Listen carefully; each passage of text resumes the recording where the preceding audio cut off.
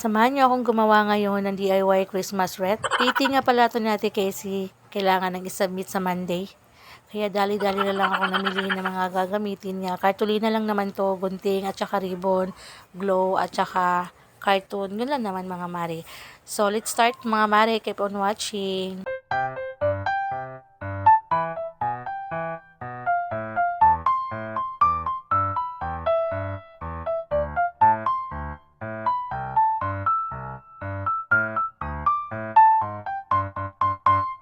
Gagamit din ako dito ng barya mga mare. 20 pesos yung barya na nakuha ko. Ito lang kasi yung mayroon ako. Pero okay lang kasi pantay lang naman siya sa bilog na nagawa ko.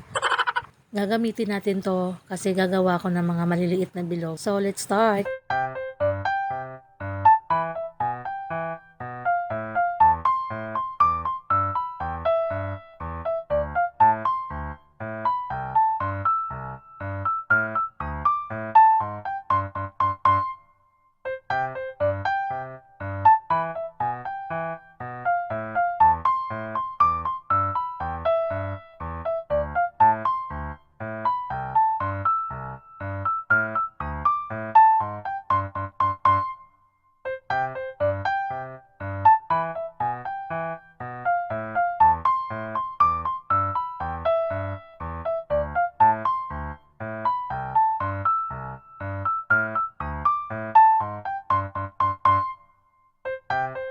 So, bale, hinati ko lang tong cartolina sa gitna. Yun, tinupi ko siya ng 3 beses para anim-anim yung magagawa ko na bilog.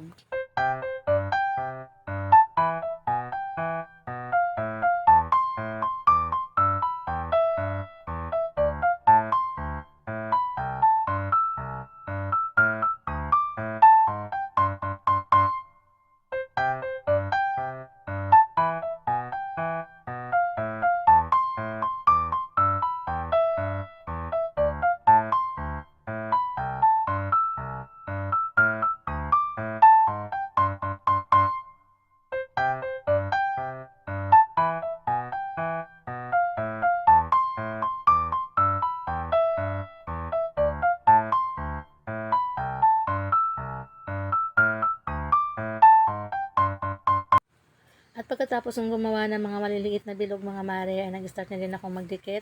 Double sided na nga lang yung ginamit kong pandikit mga mare kasi parang nadadalian talaga ako sa double sided.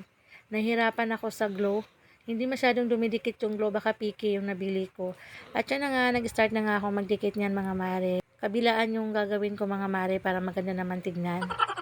Sana wag niyo akong husgahan mga mare ha, na ganito yung Christmas wreath ko kasi hindi talaga ako marunong mga mare. Tumingin ako ganina sa mga DIY sa YouTube kaso hindi talaga ako marunong kahit anong pilit kong gawin.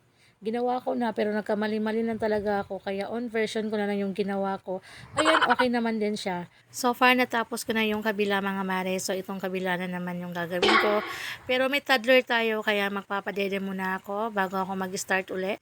Thank you Lord, okay na, malapit na ako matapos mga mare. Sobrang iyak na ni Ella yan mga mare kasi gusto na talaga niyan dumede. Konti lang yung nadede niya sa akin kasi gusto ko talaga na matapos ko to. Kasi maglalaba pa ako, marami pa akong labahin mga mare. Diyos ko, ganito talaga ang nanay. Laban lang tayo. Yung nakita nyo mga Christmas tree na maliliit mga mare, nakuha ko lang yun, ginupit ko lang yun sa sa my gift wrap. May ganyan kasi kaya nagustuhan ko, kaya dinikit ko na rin para dagdag decoration na rin. At pagkatapos niyan mga mare, nilagyan ko na rin siya ng ribbon. O diba, okay naman siya. Pack na to sa akin mga mare, char lang. Alam nyo mga mare, nung elementary pa lang ako, hindi talaga ako gumagawa ng mga ganito. Kaya nga 0 yung grade ko sa art. Pagdating sa art, hindi talaga ako mahilig sa art mga mare. Pero ngayon nagkaanak na ako mga mare, ay naku Diyos ko dahil kailangan pala nating matuto. Kasi tayo din naman ang gagawa ng mga project ng mga anak natin. Naalala ko pa nga dati mga mare nung elementary pa ako, ay Diyos ko day, wala talagang pakialam yung mga magulang namin kung gumawa ba kami ng project o hindi.